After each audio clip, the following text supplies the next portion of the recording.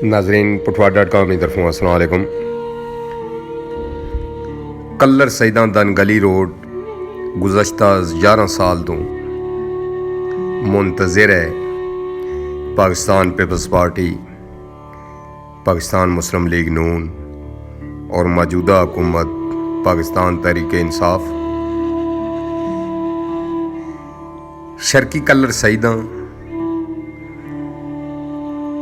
इत्थे ने लोगों ने वो इतसाल किया गया जेड़ा बयान तो बाहर है।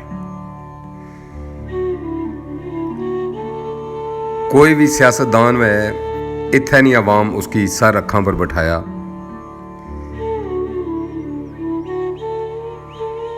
गुज़श्ता 2 साल तो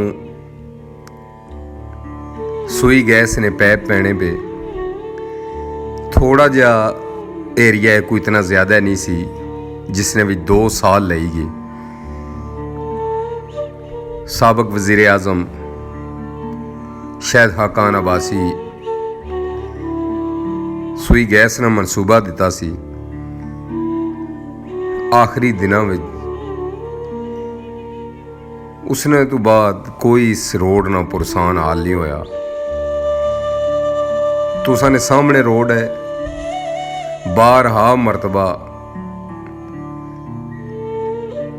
अरबाब अख्तियार की दसी चुके हैं। अरबाब अख्तियार तकरीबन 2 या 3 महीने तो बाद महकमा हाईवेज मरम्मत करने, लेकिन अगर 1 हफ्ते ने अंदर अंदर ही बारिश हो जाए तो फिर यही मंजर पेश होना जेड़ा तुसां सामने पेश होना पिया। क्योंकि अवाम की ये नहीं पता कि जेड़ी मरम्मत करने वो पैसे कौन लाना, किस तरह लगने और किहड़े हिसाब नाल लगने। कागजी कार्रवाई विच हो ही सकना कि सैकड़ियां दफ़ा ये रोड मरम्मत हो चुकी है, लेकिन अनग्राउंड तुसां ने सामने कि बारहा मरतबा याद दहानी कराने के बावजूद ये रोड रोज़ियां तो बाद तकरीबन महीना हो गया मोड़ा त्याल तक मरम्मत की गई, जेड़ी इस वक्त उस तरह ही है जिस तरह पहले है सी। गुजारिश यही है अवाम नाल, शर्की कलर सईदा वाले नाल, कि किसी की कोई ममानत नहीं है कि किसी भी पार्टी ना हो झंडा चाहे नारे मारे, सियासतदाना ने गलों च हार पाए, उन्होंने इज्जत करे।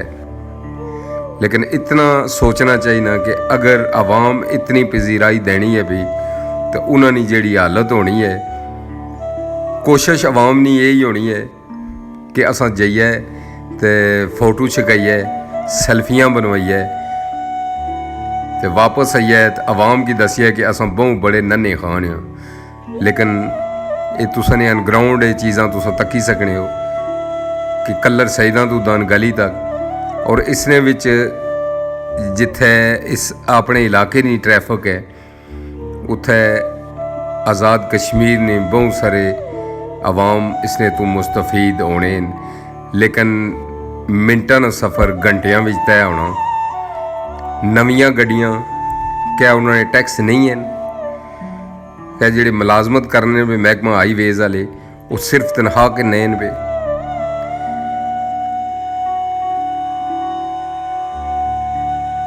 बहुत दफ़ा इस चीज़ ही रिपीट किया गया, मौजूदा हुकूमत ने नुमाइंदगान जड़े उन्होंने भी दसिया गया, लेकिन वो भी सवाए अखबारी बयान और सेल्फियां तो इलावा और उसने तो अगे नहीं बढ़ी सके।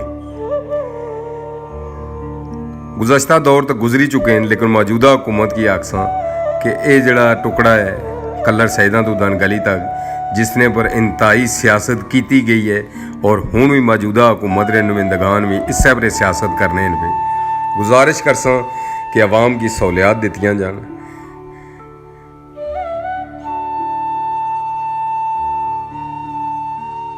क्योंकि असां डिज़र्व करने हैं जेडे साढ़े सियासतदान होने उन्होंने पर। उसने चंद बंदे ऐसे होने के जिस तरह वीडियो लाई इसने भी कमेंट्स आसन जी कि पहलियां हुकूमतां खाई गई तो हुण जेडे ना वो आए न जी तो ठीक करी और सुन ए तुसां ने सामने है जी ठीक होनी पी कि 1 साल हो गया महकमा हाईवेज है, बजट पास हो गए, सारे कुछ बजट विच होना है, ਔਰ ਇਤਨੀ ਰੋਡ ਜਿਹੜੀ ਹੈ ਤਕਰੀਬਨ 12 13 ਜਾਂ 15 ਕਿਲੋਮੀਟਰ ਜਾਂ 18 ਕਿਲੋਮੀਟਰ ਹੋ ਸੀ, ਇਹ ਰੋਡ ਨਾ ਬਣੀ ਸਕੀ ਹੈ। ਜਿਸ ਤਰ੍ਹਾਂ ਹੁਣ ਤੱਕ ਕੋਈ ਹਾਲਤ ਹੈ ਕਿ ਜਿਸ ਤਰ੍ਹਾਂ ਪੁਰਾਣੇ ਜ਼ਮਾਨੇ ਵਿੱਚ ਪਹਿਲੇ ਜ਼ਿਲ੍ਹੇ ਰੋਡਾਂ ਨਹੀਂ ਹੋਣੀਆਂ ਸੀ ਕੱਚੀਆਂ, ਇਹ ਉਸਨੇ ਤੋਂ ਬਦਤਰ ਰੋਡ ਹੈ।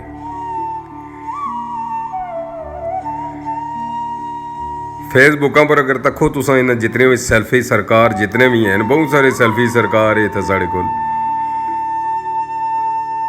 तो पहले तो आखने कि असां बई कम अगर कीते हो सने तो अपने घरां कोल पक्कियां कराइयां हो सने, आवाम वास्ते कोई फायदा नहीं है। तो हुण भी जिहड़े मौजूदा नुमाइंदगान है उन्हां की भी तुसां तक्की गिनो, चाहे पीपल्स पार्टी नाल होण, मुस्लिम लीग नाल होण या पाकिस्तान तरीके इंसाफ नाल होण, उन्हां दा विजन एक ही है कि बस टाक शो है, फेसबुक वे बंदे 2-4 नाल होण, फोटो छकाओ तो बल्ले बल्ले कराओ जी।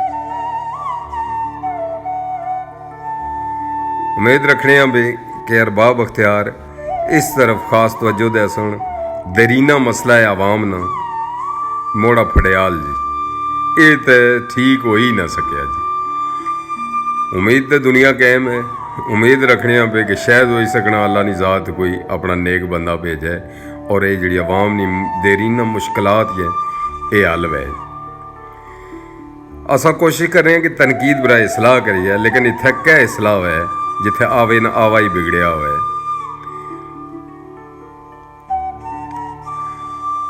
उन्होंने दोस्तों सारिया की सल्यूट कर रहे हैं जेडे हार भी बने